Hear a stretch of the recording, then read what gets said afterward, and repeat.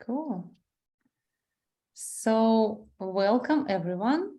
My name is Maria Myrtle, and I'm going to be a moderator today, which I am very happy about because I had a chance to pick a topic to discuss with such a great master translators and masters of this ancient wisdom. And first of all, let me introduce, now those masters are on the screen. Let me introduce the four gentlemen we are going to talk to today. So Juan Hasso is from Mexico. You probably know him very well. Where are you right now, Juan? I am in Arizona, in Flagstaff, a little bit north of Phoenix. Sorry, a little bit north of Sedona. Right. So actually, what's the best way to introduce you, Juan? How would you introduce yourself? Good question. Well, what can I say? I don't know. I started studying Dharma in 2013. Then I had the chance to be going to many Lambrian retreats and eventually start getting involved with the translation program little by little. Then finally one day, Geshe Michael and Nicholas Lachaud invited me to work with them and help them to, start getting familiar with different activities. Then the latest project has been the Mixed Notes Reading Club. And we hope this program can help many people to gain access to what these beautiful translators, as Sugen, for example, are doing and the way that they are sharing it with us all over the world. So right. Yeah, I'm here. Did you learn Tibetan? Yeah, I'm learning Tibetan. Great, yeah. Perfect. So then we have Earl B. That's how he calls himself. Hi, Earl. And I can say about Earl that he is, for me, a great yogi #1, because he is very much involved with the Yoga Studies Institute, which Connie O'Brien is heading. And I know he's a master teacher and practitioner of meditation, because I know he's teaching meditation teacher trainers in New York with Hector. Is that correct, Earl? Something else you're doing now? Just a little bit. Children? Just teaching the meditation a little bit in the teacher training. I make a guest appearance. I get a cameo. Cool. Are you teaching children? I haven't done that for a while. But you do. I know you did. Yeah. Cool. Very good to see you. And we have Sugeng Shi from Indonesia, but I have no idea where he is now because he's constantly moving in space and time. Hi, Sugeng. He is one of those great translators. And he's also a great linguist, knows many languages. And I heard that he learned Tibetan pretty quickly. Like, I don't know. I have a feeling you just remembered it from past life. Oh, yeah, sure. And again, what's the book you're translating? The Wheel of Life, right? Life. Yeah. Right. Yeah. Sorry, I chose the other book today. No worries. No worries. It's an interesting book. True. Well, welcome. And then finally, Peter M., Mr. Myrtle. His main role is my husband. Well, of course, I have to put that in the CV. I forgot about that. Well, for me, that's the most important thing. But he is also a master teacher of this ancient wisdom and studying and practicing for many years. And from my side, I can tell you he is not just teaching it well, he's really practicing it well, because I live with him 24 hours all the time. He does practice it very well every day. So welcome. The topic today is, we called it How Artists Sees Themselves. Very interesting. And our dear participants, please don't be shy during the conversation. Write your questions or any commentaries. I can read Russian and English. So we will involve you also. If you have questions, I can read and ask our dear speakers. So I'm planning to show the reading, to read a small part from the reading. We chose reading from the book, which is called The Sunlight on Suchness, which is a commentary to the Heart Sutra. Okay. And I'm going to ask, basically, guys, I'm going to talk about the emptiness of the four area truths. That's what I'm going to ask you. Right? Let's talk about that. And then at the end, in about 1 hour, we are going to talk about the coming session of the mixed nuts.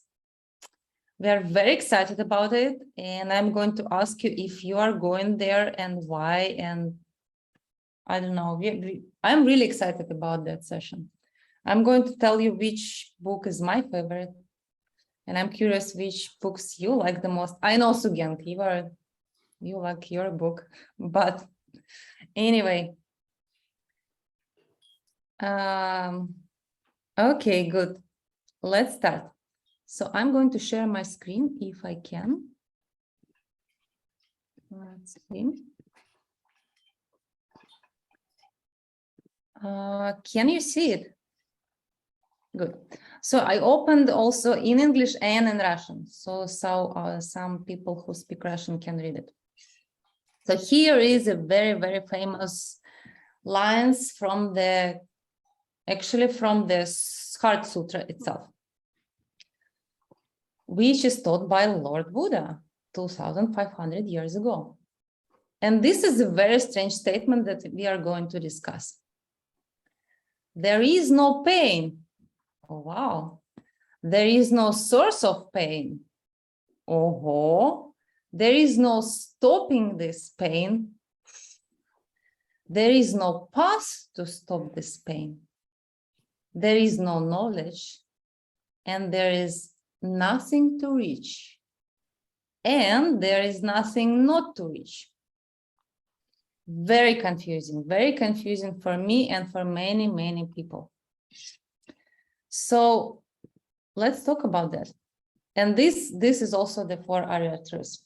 So I'm going to ask you one by one, and I will ask the next speaker to comment on the previous speaker and then give your own answer also. So let's start with Sugenk, if you don't mind. So the first strange statement, there is no pain. What does it mean? How are we supposed to understand it and how we can use it in our life? Okay, thank you. I think the first of all, these four truths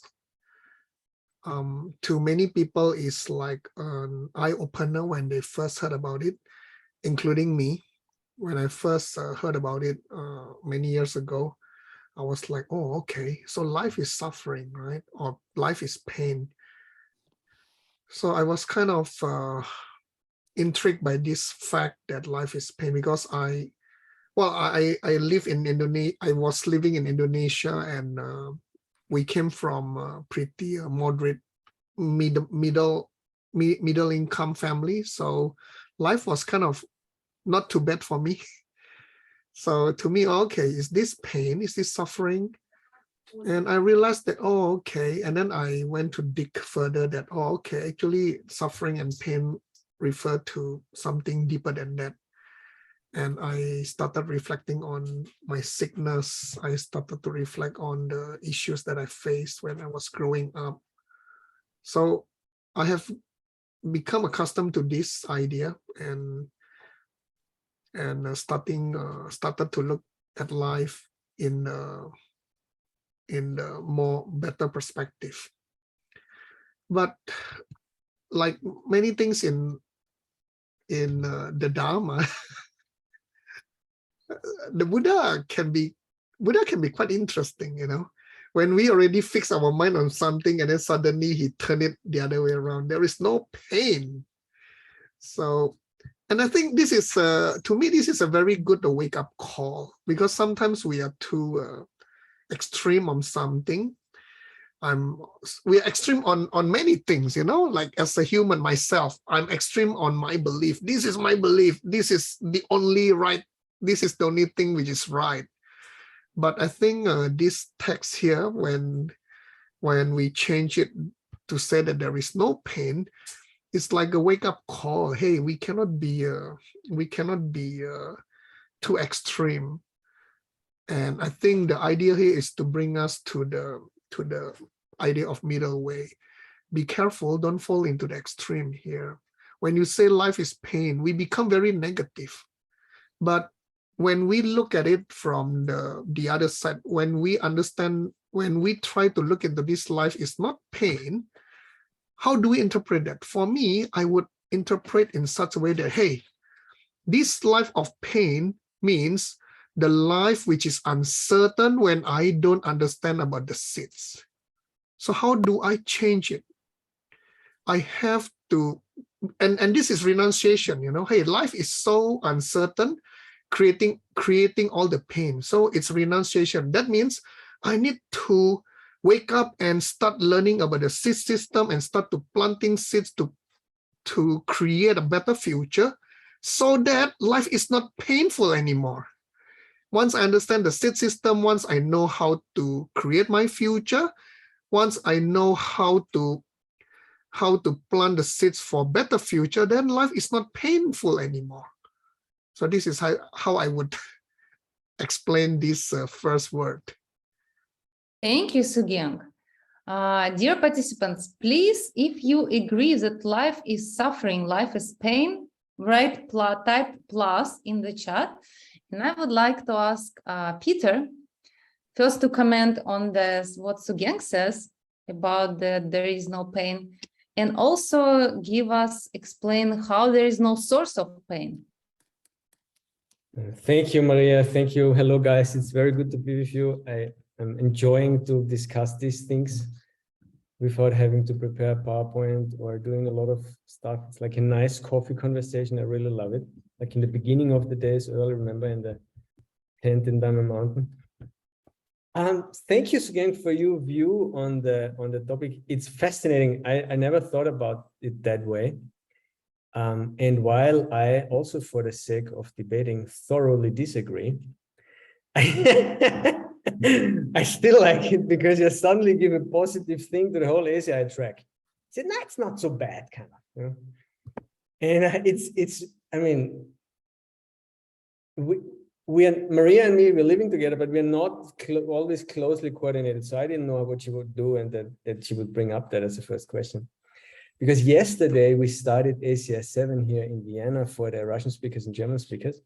And I was honored to do the first class. And the whole first class, 1 hour, Geshe Michael is saying 3 sufferings. Everything is pain. The suffering of suffering, meaning when you got a headache, you know, people usually don't. Please not so fast, there are translators. That's right. Slowing down. When you have a headache, or when someone is shooting at you, you usually don't need to write an email to Geshe Michael and say, is this pain? It is obvious, right? But then a fascinating idea in this Buddhist philosophy is also the moments that seem to be good to us, and the famous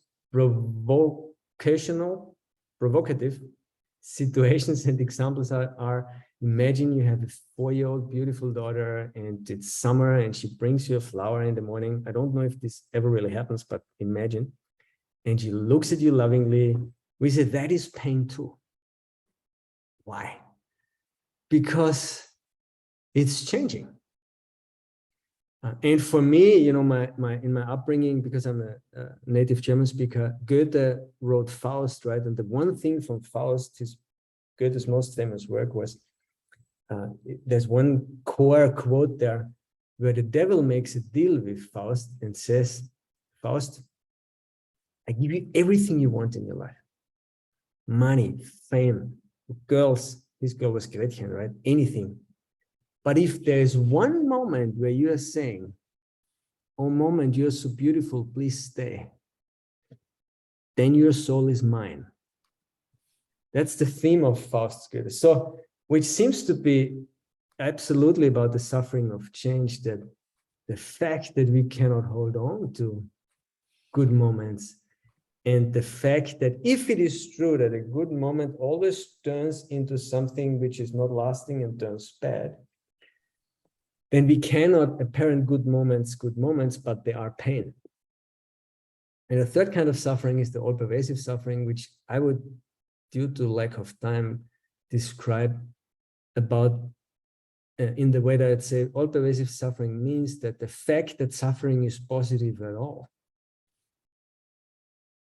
is a form of suffering, which we are usually not even aware of. So yes, everything is suffering. And then there is this prasangika, that's what I would say, you know, a provocative statement by the Buddha in the Heart Sutra. Because honestly, guys, who is reading the Heart Sutra? You know, it's not something you get in kindergarten or later. And usually people will study that when they are already pretty much convinced of what Sun Gang said before, that when I heard about it in Buddhism first, yes, this is true, probably, you know, life is suffering because we have to get old and die. And then suddenly the Buddha hits you with that statement. For me, it's two things. Number one, it's a provocation to make us think, as Sun Gang said, right? He said, just giving you a different, you know, you study for 10 years and then suddenly, there's no problem. Well, why am I studying if there's no problem? You know, is it... And then the second thing is that, and this is a maybe new angle, so I hope Earl is going to pick that apart. But as far as I understand the text, it's talking about someone who is in the direct perception of emptiness as a meditator. And at that point of view, when you're in the direct perception of emptiness, I mean, you cannot be aware of anything positive. So of course there is no pain, there is no cause for pain, there is no etc., right? Because you are in the direct perception of emptiness. How can you practically use it? That's what Maria also said. Well, the easy, quick answer to that is, let's see emptiness directly as quickly as possible, because then for sure, you are kind of on a home run. That would be my takeaway. Great. Thank you, Peter. Thank you so much. I like it. So next, I would like to ask Earl to comment the previous speakers. And also when I asked people if they agree that life is suffering, there were pluses, but there were also minuses. So Earl, I would like you to comment, to say something to people who don't agree that life is suffering. What would you tell them? And also, what's exactly the source of suffering and why there is no such a source? Oh, I mean, if people feel like life is not suffering, then I'm pretty jealous. You know, I'd like to meet those people. We could hang out. I could teach them suffering. Just hang out with me for a few hours. So I don't know. We would have to ask what people mean by that. But I think when we look at these ideas, it's interesting to look at it in the bigger context of the Buddhist teachings, in the context of the three turnings of the wheel, which isn't so much a linear series of teachings. And Maria, please, when I'm talking too fast, interrupt. It's three groups of teachings. And it's three groups of teachings primarily on emptiness. Three different ways the Buddha talks about emptiness. It's not like the first part of his life, the middle part of his life, the end of his life. It's not like that. So in the three turnings of the wheel, he talks about emptiness differently. And in the first, he says things exist. These things we're talking about, 4 Arya truths, 18 categories, the heaps, all of these things exist, and it's got the flavor of, like, you know, what's in my hand? It's the phone. And if I put the phone on a table and me and the dog and everyone else leave, what's on the table? Oh, well, it's a phone. Like from a lower school, it's a phone, obviously. Right. So the first turning the wheel, when he presents the lower school, he says things exist. Phones exist. They function. You don't just make it up in your mind. You put a phone on a table, you leave the room, there's still a phone on the table. They don't just disappear. That would be crazy. Right. And that's a pretty comfortable worldview for us. Like, that feels great to me. I don't create the phone. The phone made in a phone factory. Right? It's a phone. Looks like a phone. It functions like a phone. And then in the second group of teachings, his second teachings on emptiness, he's like, which is what this reading is taken from. He says, nothing exists. No eyes. He's pointing at his eye and saying, there's no eyes. Grabs someone's ears. It's like, there's no ears. There's no phone. There's no suffering. And I agree with kind of what Sugang and Peter said. Like, it's kind of like a wake up. It should be like, whoa, what is he talking about? It seems awfully extreme, right? And so there's somebody that also has an issue with this in the audience at the time, a guy named Dindam Yandakpak. And he says to the Buddha, what the hell are you talking about? Like, first you say things exist and then you say things don't exist. What are you talking about? And his answer to the Bodhisattva is like, whoa, whoa, whoa, whoa, whoa. When I said nothing exists, there's no eyes, there's no ears, there's no nose, there's no suffering, there's no path. Don't take that too literally. I meant some things exist and some things don't exist. And that starts the third turning, the third group of teachings, the mind-only school. So I kind of like that flavor of what Peter and Sugang said. It's this shocking, I think it is quite extreme, where it's supposed to be like waking us up. Like Nagarjuna is like that a lot too. Arya Nagarjuna is like, things don't start, things don't stop. Of course they do. This class started. Hopefully this class will stop. So we can, go have some brunch or whatever time zone we're in, like, obviously things start, obviously things stop. So it's meant to be like this shocking wake up call. Like Nagarjuna, I always feel like he's like punching me in the head, like, wake up, because it's so absurd, it's so ridiculous. Things don't start, things don't stop. Of course they do. And it makes us think. And it gets at all of these ideas of, is there suffering or not? Of course there's suffering. I mean, at least for me, like, that's pretty easy I have direct perceptions of my life being filled with unpleasantness constantly. I live in New York. It's dirty, it stinks. It's not the most friendly place in the world. I see suffering all the time. Homeless people looking for money. I learn on the news.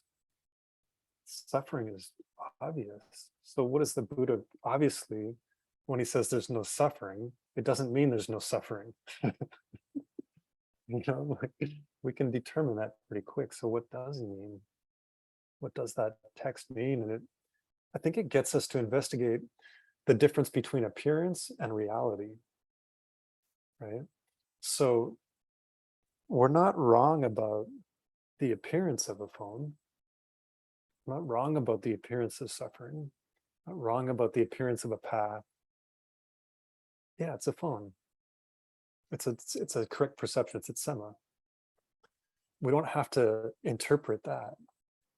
What we're wrong about is the nature of the phone. Thinking that it exists somehow independently of my idea, phone, and the words that I call it. The words and the idea. And so if we can try to get at that distinction between appearance and nature, I think these verses make a lot more sense, because at face value, they're a little crazy, they're a little extreme, but it's to wake us up and to be like, what's he talking about? Obviously, there's a path. I think the Buddha spends his whole life teaching path and then says there's no path.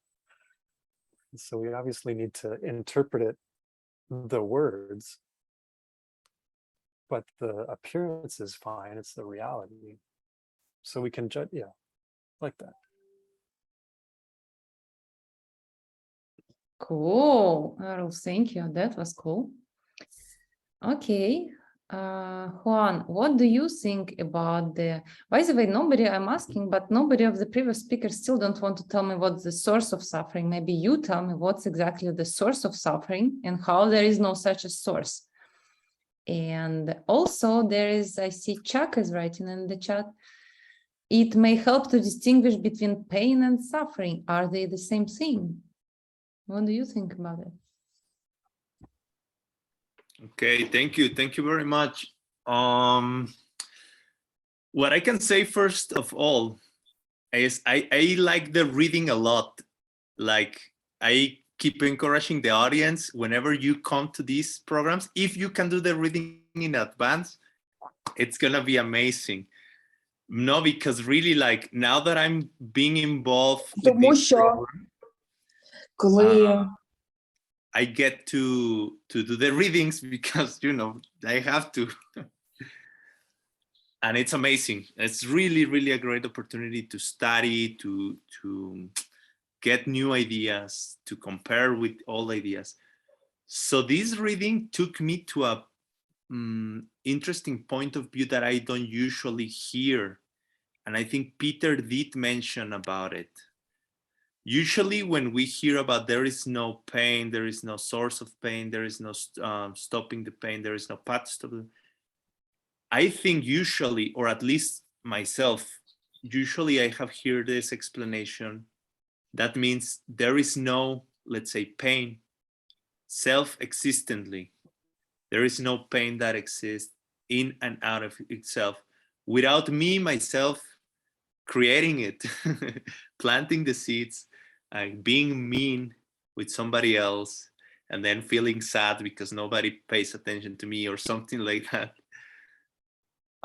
So there is nobody out there that it's mean to me without me having been mean before. That's the usual explanation. And the text says that actually that's correct. It is correct. It is correct. And there are many ways the text say that we can interpret these lines, and at the end, they are not contradictory. I mean, the good ones, right? The good explanations at the end are not contradictory. But this text, at this point, it says that what it means is when somebody, not me yet, but when somebody is in the direct perception of emptiness, there is no pain, there is no source of suffering, there is no stopping the suffering, there is no path to stop the suffering. So it's a different perspective. It's a different perspective. In one hand, they say there is no pain that is not coming from how you treat other people. In the other hand, right now they say, under the direct perception of emptiness, there is no pain because in the direct perception of emptiness, nothing other than the perception of emptiness is arising from your seats, from your mind. So I find that very interesting. I find that very interesting. And it takes me to think about this when I was listening to Errol. I think, as far as I understand, the whole wisdom part in the Buddhist teachings are meant to help us to understand how things exist. And I think it's kind of like a balanced light, that maybe it has to do with the middle way name, I don't know, but again, it's important to be careful with the two extremes. It's not that things don't exist. is not that things exist in the way we think they exist, but they do exist. Things do exist, and we can experience them. We can experience pain. We can experience cessation of pain, hopefully. We can experience good and bad things. They exist. They do exist. Now, the important thing, the crucial thing is to understand how they exist and how they don't exist. So I think for me, that's like, that excites me to, okay. Because many times during my practice, I go from one extreme to the other, and never haven't reached the perfect, exact middle point. But I think this text is meant to help us to get there eventually.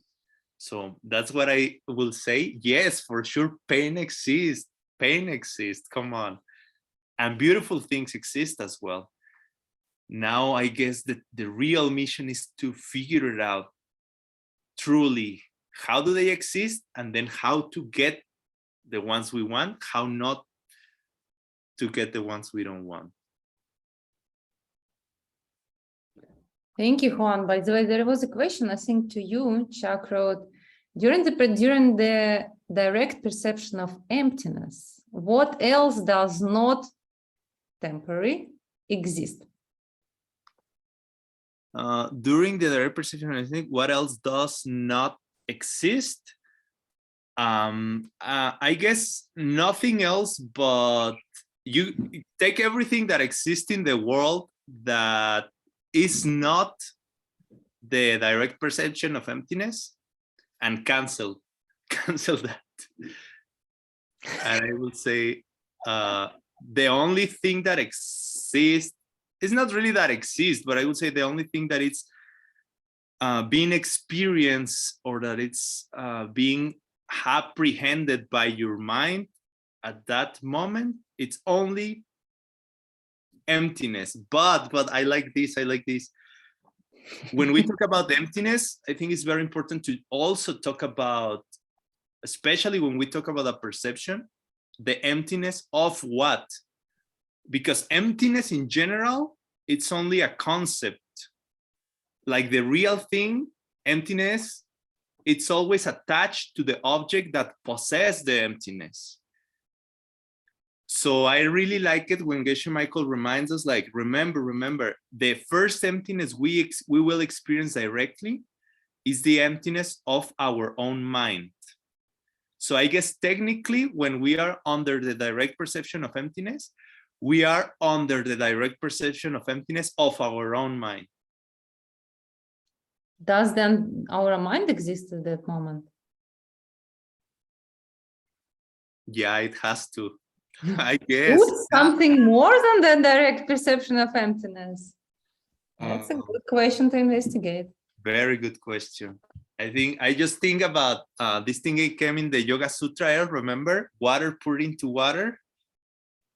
But to be honest, I wouldn't be able to really go deep into that. Yeah, I'm also interested to understand how exactly that water poured into water. Thank you so much, Juan. That's very interesting. So we go back to Sugyeng. And what do you, Sugyeng, think about that? What exactly? So we are coming kind of a little sidetracked, but we're still on Aryas, how Aryas sees themselves topic, because it's really interesting what exactly we see during direct perception of emptiness, and how is it that all other things don't exist? Does our mind exist at that moment? What's really happening? What's your understanding? Yeah, we just finished ACI 1 and we touch a bit on this in class 9 especially, and 10 also, and on top of that, I would like to quote what we always put up as the definition of emptiness. Emptiness is the absence of the impossible. Or if we want to use a more precise term, is that emptiness is the absence of gacha, and gacha is something impossible, right? So during the direct perception of emptiness, basically we don't see the husband which is not coming from my seeds. We don't see the husband which is angry because he's hungry. So I would say that is empty, that is missing, that is absence in the direct perceptions of emptiness. As compared to outside the DPE, I still see the husband scolding me, but in the DPE, that is missing, that is absence. So, I mean, that DPE is is direct perception of emptiness, right? yes, that's right. So, in that sense, the me, the I, the me, which is coming, which is not coming from my seeds, will be absence too. So we also talk about the selfless, right? In ACI 1, we talk about selfless too. What does it mean to be selfless from the 3 different groups? And the highest group is saying there is no self which is not coming from the basis and the labeling of the self. That means basis means the projector, the labeling means the seeds projection. So if we don't have the seeds, so I mean in the DPE, we don't see the self which is not coming from the seeds, from projection of my own seeds. So this is my understanding. So I would say, if we, during the DPE, basically, because the whole day during our life outside the DPE, we are thinking, hey, this is Sugeng, this is Sugeng's body, this is me, and then you are insulting Sugeng, you are attacking Sugeng. But in DPE, this impossible Sugeng is missing. On the other hand, there is another question. So does it mean that I see the Sugeng which is coming from my seeds? I would say direct perception of emptiness. Yes, I would say yes. I think Juan, I agree with Juan, because Juan is that's saying no. I agree with Juan that we don't see that. Because we should see that just before the direct perception of emptiness, the direct perception of the dependence. And then when we go into the direct perception of emptiness, basically it is an experience. It is, or I would say it is a concept. It is a negative concept. So like what if I mean, like I understood from Geshe-la, it's not something that we can describe. It should be something that we should experience, like eating the apple. True, but still we are trying. Maybe our discussion can help us to get there. I also heard from Geshe-la that the clearer the picture you have in your mind, the easier it is to push it out of your mind in your reality. So advanced level 2, I love it. Yes, I love it. Wow. So Sugeng, can you repeat that? That was so interesting what you just said. So when we are in the direct perception of emptiness, we are seeing the thing that is impossible. Is that correct? No, we don't see the things which are impossible. We don't see things which are impossible. Okay, good. Yeah. Sorry, maybe I just heard wrongly. Good. That's good. Thank you so much. Well, again to Peter M. Mr. Peter M., what's your take on it? What exactly do we see? And I'm curious, is there any I, me, or my mind? Because if in direct perception there is no any me or my mind, then how would be any kind of perception possible? What do you think?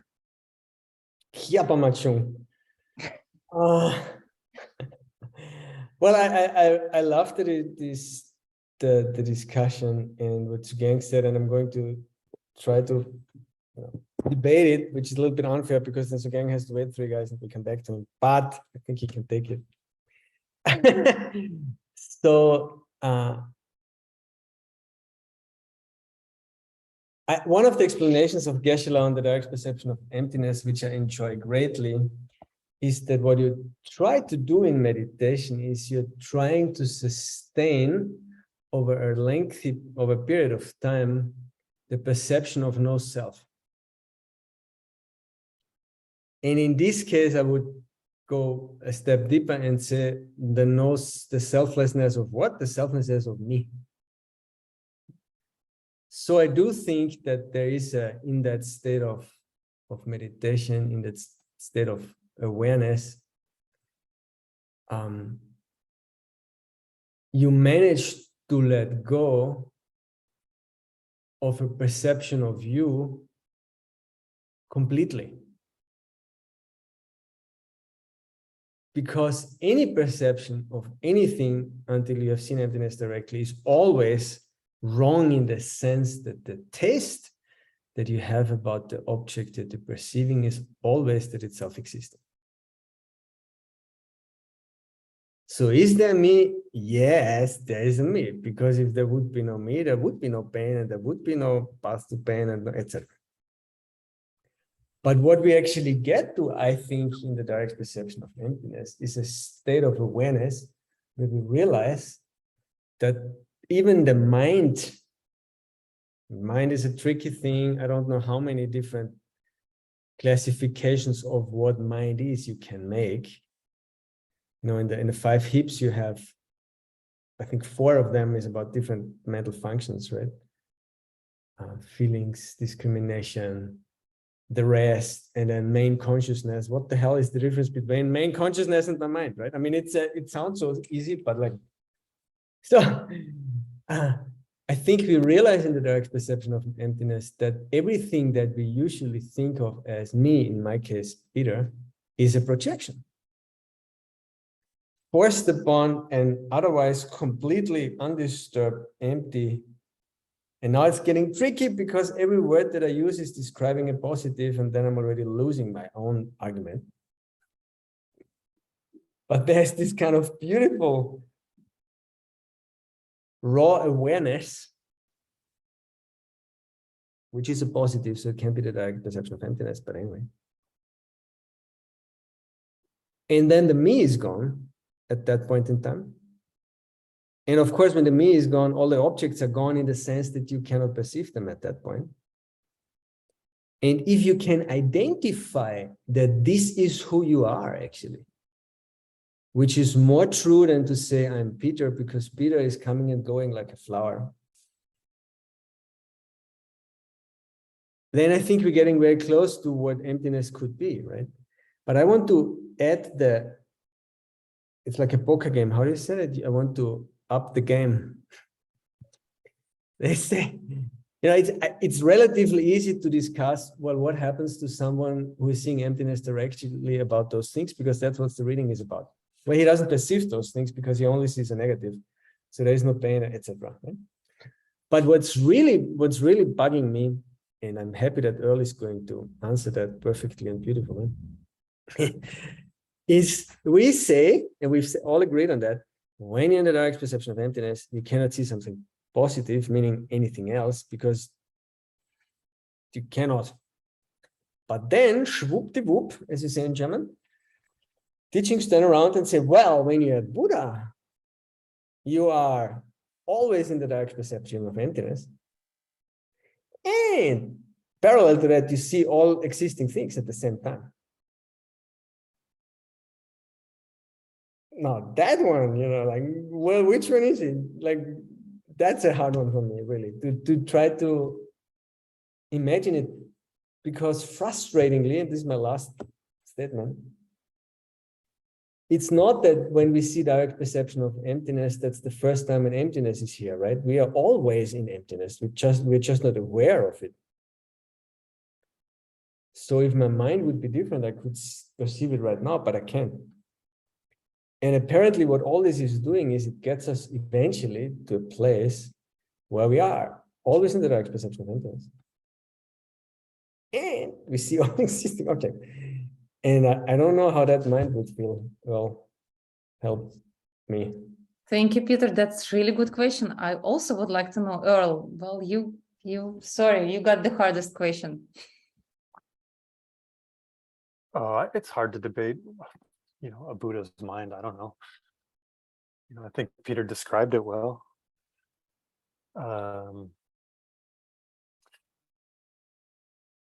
Yeah, I mean, what's the path to being able to only seeing ultimate reality to being able to see both realities at the same time? I don't know.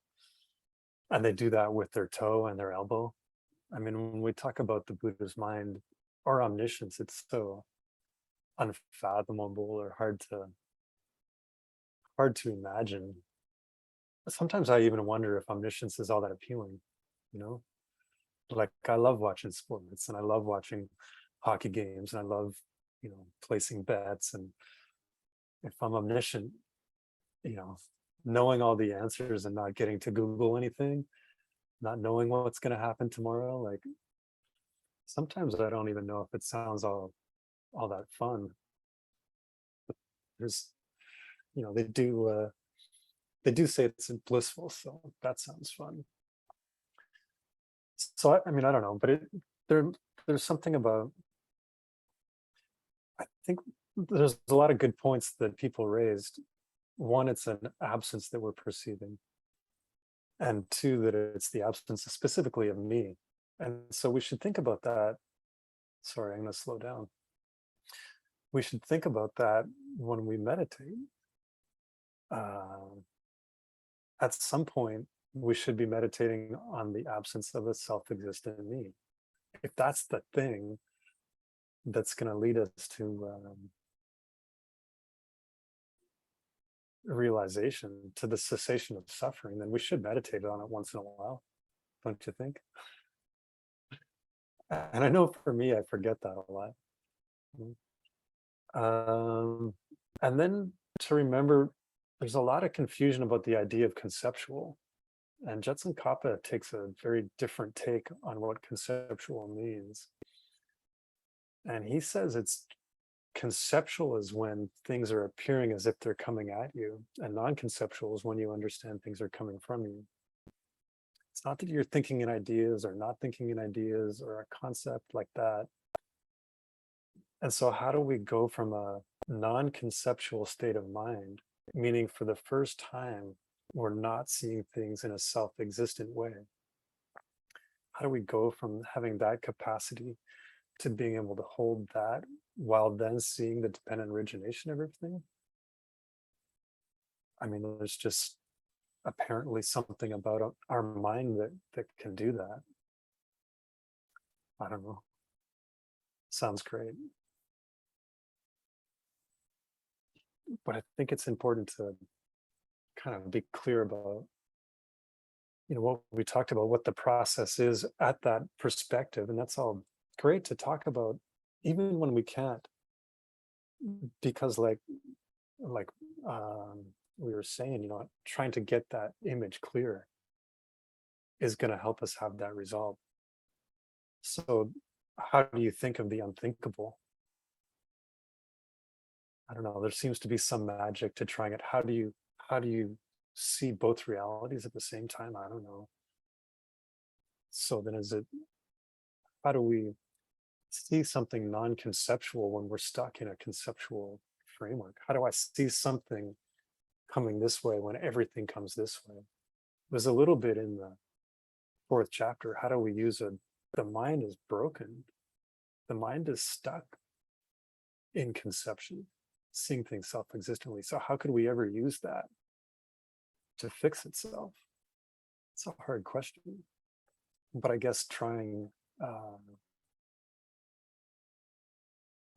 to imagine what that would be like, that seems to help create that little mental image that gets spit out at some point. So, I don't know, Peter, I guess we'd have to just keep trying.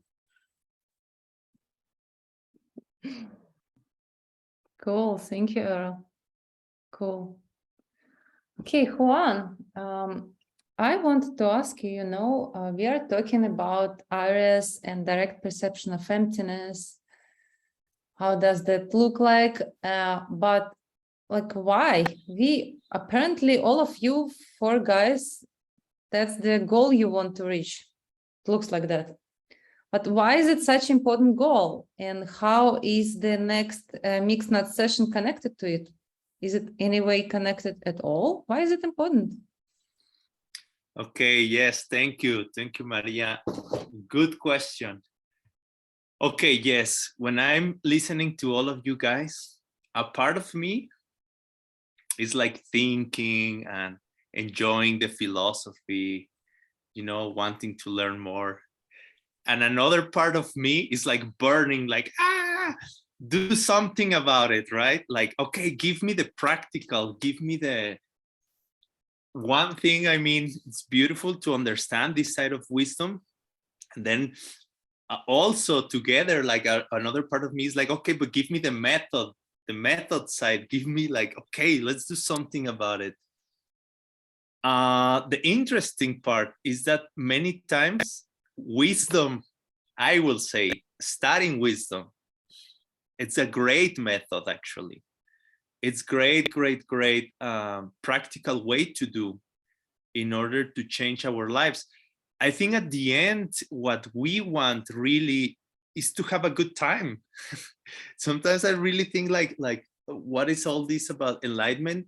For me, at least, sometimes I think it's like living in a reality where you and everybody else are just having a great time. It's just, it really is, in a way, it seems to me that it's having a great time. And of course, that means not having a bad time. So how to get there, like how to stop all suffering, bad experiences, and instead, as Errol was talking about, like being in this happy, blissful, like imagine like every day you wake up and it's like super exciting, good things are gonna happen, you're gonna see the people that you like and gonna do very fun things. So I think it can be very exciting if we think about reaching everything we want for ourselves and everybody else as well, and never getting anything that we don't want and anybody else getting what they don't want. So many times, and also it has come up in readings in this program, we come up to the conclusion that sometimes actually studying and learning more, understanding more about emptiness, or more about compassion, more about how seeds work, can be the very best thing to do for ourselves and for everybody else. So what the Mixed Notes Translators team, what they are doing, basically, you know, there is a team who goes all over the world, and then they find for ancient texts. Some of them are lost, some of them they will find them in Mongolian libraries, some of them in Indian libraries all over the world. Some of them may be coming from the collection of traditional Chinese literature. Some of them may be, actually, some of them were actually found in Afghanistan, I think. The Medicine Buddha text, some of them I think were there. So this team goes all over the world and spends a lot of time talking to people, doing research, finding texts. I like to think about it, it's like Indiana Jones kind of thing, looking for ancient treasures. They find them, they send them to India, they put it into the computer, then they send them to the Mixed Notes Translation team. And what they are doing is very amazing, because they are making it available for the world. Once as this content is translated, it goes first to the English language, then to the many more languages. And then that knowledge is used to create courses, even meditation retreat, yoga retreats, different courses, seminars, business, you know. So we are extremely lucky to have that available in a language that we can understand, and not only in a language, but in a way that we can understand. We were studying a book called, a commentary called A Ship on the Sea of Emptiness a little bit recently. And this idea came like, sometimes, even if you have a translation, it will be completely impossible to understand it without like a lineage explanation. If you sometimes don't have a teacher or someone who really can teach you those, even if you can read the language, forget about it. Super difficult. But we are very lucky because we do have that teacher. We do have those teachers, and Geshe Michael will be taking us through those ancient texts starting on October 1st, in a week from now, kind of, yeah. So it's a really great opportunity to get access to something that maybe without this program, we will never be able to access in this lifetime. Like if we didn't have like a whole team doing the research, finding the ancient texts, bringing them to the computer, translating, and great teachers that can not only translate it, but explain what it means. Without that, I have tried. We read the text, and many of us were like, wow, I understand the words, but not the meaning at all. So yeah, I encourage everybody to come. If you can, don't miss this opportunity. And the content is difficult. It is difficult, but also Geshe Michael always says that many times during the difficulties is when we grow the most. So it's very worth it to give it a try. Be there. It's fun as well. Most of the time, sometimes if my mind is not that sharp, I just kind of space out, but then I come back. So just keep trying, keep coming. It really has the potential to change our minds and therefore our realities. Cool. Thank you so much, Juan. And just finishing, I think if I may take 5 more minutes, I would like to ask Sugang, Peter, and Earl to do a very short elevator pitch. Do you know what is elevator pitch? Mhm. Like imagine we are in an old Viennese lift elevator. It goes very slow. You will have each one 1 minute. It goes very slow, whole minute. You have 1 minute to explain me why I have to go to this mixed nut session. Now, you're still thinking, you have time to think while I'm talking.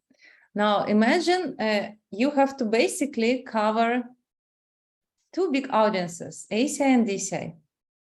If I'm a DCI student, why do I need to go to mixed nuts? I'm good. I know first steps for laws. I can. Why go? It's so hard. So please convince the people who are DCI. Maybe they don't need. I don't know. Maybe you'll say, DCI guys, you go relax. You don't need to come. I don't know. But if they should come, then why? And if I'm an ACI student, maybe I'm thinking, well, I have ACI, there is everything explained there. Why go to mixed nuts? There is enough. In ACI, there is homeworks, I'm studying, there is everything. I don't need anything else. Just saying, okay? You will have each one 1 minute. And okay, Sugyang, your elevator pitch. Okay. You all must come to mixed nuts because definitely you will need them. Why? For you DCI people, if you understand, yes, I know you can plant the seeds using 4 steps, but you understand why 4-step works. If you understand them, if you learn this in mixed nuts, it will make your 4-step more ripen faster. Okay, so correct understanding will really help your seeds to open faster. And then for ACI people, you learn all the theory in ACI. Now in mixed nuts, we go even deeper. Why certain things are done in that manner. For example, we learn a cool thing like we always do the dedication, Gewa, Divi, Gewa, Kun. And then I realized, oh, this is from Arya Nagarjuna, and that is actually 1800 years old. I think all these are very cool. We know the source, we know why it is there, we know why we are reciting them, and definitely you should come to the mixed nuts. Cool. Thank you. Guys, please please write a plus if you like this elevator pitch, and if you are going to the mixed nuts already, please write a plus for Sugen. Peter is already buying that. Anastasia buying a lot of tickets, looks like that. Okay, Peter, your elevator pitch, 1 minute. If you're in DCI, everyone is always saying, oh, I have difficult coffee meditation. I know how to make money relationships, a good body. I know how to meditate. I know how to be a leader to save time, etc., etc. But it doesn't happen fast enough. What can I do? Well, the one thing that speeds up your 4-step program, which Sugang mentioned, is actually the subject who is doing the 4 steps, which is you. And if you can improve you, everything is going to get much faster. And the one way to improve you is to understand emptiness better. Now, like with most things, they don't work from their side. Meaning, even when you study, the feeling of understanding doesn't come from what the teacher is saying, but from the seeds you've planted in the past, trying to understand stuff. So if you want to understand things deeper, a good idea is to confront your mind with things which you won't understand in the first time, because the trying to understand it will create the karma for you to understand it more quickly later. If you're an ACI person, it's super easy. In ACI, you know you have to have a Lama. You do what your Lama tells you to do. Geshe-la tells you to do. Go to that's it. Don't ask stupid questions. That's it. Now, in addition to that, I'll take a third group. We are coming from a very challenged region right now, right? We have a lot of Ukrainian friends, a lot of Russian friends. They are not asking the question, is life really suffering? They're trying to figure out what the hell to do, you know, what to do when they're being drafted, what, etc. And my experience is, if in challenging times, you can put your mind, even just for 1 hour a day, into something completely different. Later on, your mind is going to tell you, yeah, but it didn't solve my problem. It's not true. To put your mind into another environment where you're not thinking about the war, you're not thinking about what's going on, you're trying, even just a little bit, to maybe help someone else with that eventually, even if you don't understand anything. The seeds that you shift around are tremendous. So even if you're not in ACI and not in DCI, but you hear this somehow, do it. Just be there for 1 hour or 2 or however much you can and see what happens with your seeds. Great. Thank you so much, Peter. It's very good, but not 1 minute, but very good. So some people love the elevator already, but I love it. So please type a plus for Peter if you like his elevator pitch and you are subscribing to the mixed nut session after his speech. Please send him some pluses.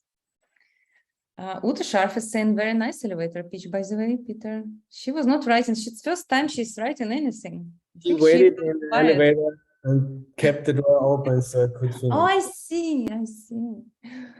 Okay, Earl. It's easy to go third because and keep it under a minute because 2 people have already gone. I'm not going to distinguish the 2 groups. I think my answer is the same. It's when Geshe Michael teaches the most deeply, and that's challenging. It's hard, but if we already understood, then why would we go to class? Like, we should go to classes that are hard and stretch our brain a bit. And that's what happens to my brain when I go to these classes. It gets stretched and it is frustrating. You know, I don't know the Tibetan. I'm frustrated that I don't know as much as everyone else anymore. You know, I used to think I did, and now it's clear that I don't. And I don't have the time to go to all of it. So I feel lost. And so I don't go. And that's just stupid. It's adding stupid onto stupid. And now I'm twice as dumb. right? It's too hard and I don't have time. So I'm just being stupid twice. And so I try to go, a little bit to a class every day, and to get to listen to somebody explain these texts. It's just super rare. No one is very, very, very few people can translate these texts, and to be able to have this kind of access is super rare. So it's an opportunity that, if we can do just a little bit and struggle with how challenging it is, and enjoy the group of, this is no longer 1 minute and I'm talking too fast. Plus you just get to hang out with people that are into it, and make friends with people that are into this kind of thing, and then those friends are people that we can hang out with and talk. I've known, Peter and Maria now, it's been a long time. Hasso, a long time. Sugang, it's a long time. And these are the friends that when I have questions, I can, hey, Peter, what do you think about this? And it just keeps me kind of on the straight and narrow in ways, to have friends that call me up and we talk ACI 15. So it's a good community, it's a good Sangha, and I think that's super important too. So the teachings are unique, very rare, but the people is super valuable as well. Great. You guys all not 1 minute elevator pitch, but very good elevator pitches. You're going in a very slow elevator. Anyway, even without me asking, Earl is getting many pluses, I can see already. Please give plus if you like Earl's speech. And we are finishing for today. Thank you so much. I am personally also going to this mixed nut session, and I actually started to like it recently. I know they're doing it already several years, but only recently I discovered, like, wow, this is so interesting. I'm so excited. So guys, there is Geshe Michael giving teachings with translators 5 hours a day, 2 weeks. Imagine 2 weeks, 5 hours every day with Geshe Michael. And you don't have to go to all of them. There's recordings, you can some watch later. Come when you can, when you have time. I mean, isn't that amazing? And the entire program I see costs $295. This is, by the way, much cheaper than DCI programs where you get much less hours with Geshe Michael, just saying. Or you can just take only 1 day and listen the recordings from 1 day for $49. I mean, come on. You can try that if you are scary, at least 1 day. Check it out, really, it's amazing. All of us are going to be there. We are really happy to see you. There will be a live Q&A, and the translators are going to answer your questions and going to help you to understand the ideas. So we are waiting for you very much. And yay, see you next time in the next reading club. Thank you so much, Juan, for organizing these clubs. It's so much fun. Thank you. Yeah, thank you for coming. Yeah, I agree. It's very, very fun to be able to see each other and talk about these things. I'm going to share the screen for any of those who are wondering. This is the website. You can sign up here. Well, you can always donate. That's very helpful. But today, the thing is to register here. So register now. You see it's diamondcutterclassics.com. You can go there and yeah, join us. It's gonna be very, very deep, as every term is. So we'll see sometime. Yeah. Are there going to be different languages translated? There is gonna be different languages. Yeah, there is gonna be Chinese, Ukrainian, Spanish, First Russian, time. Ukrainian. Romanian. First time we have Ukrainian language. Russian, Romanian, what else? Spanish. Spanish. Chinese. Chinese, And Indonesian, maybe, Sugeng? No? Which one? maybe. Maybe we have German. We'll have to see. Right. We'll have to see. I don't Peter. know. Well, let's see. Maybe German. Yeah. Great. And if there will be a lot of requests for some other language group that we don't have yet, we will organize a translation, right, Juan? Yes, of course.